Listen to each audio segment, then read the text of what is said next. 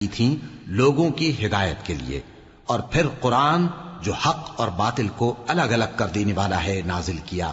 جو لوگ اللہ کی آیتوں کا انکار کرتے ہیں ان کو سخت عذاب ہوگا، اور اللہ زبردست ہے، بدلہ لینے والا ہے۔ اللہ ایسا خبیر و بصیر ہے کہ کوئی چیز اس سے پوشیدہ نہیں، نہ زمین میں اور نہ آسمان میں۔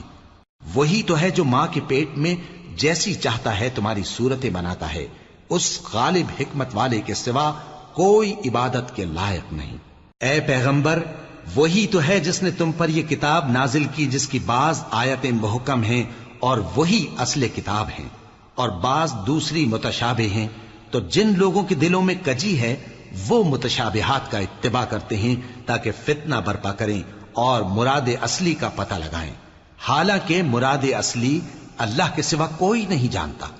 اور جو لوگ علم میں گہری نظر رکھتے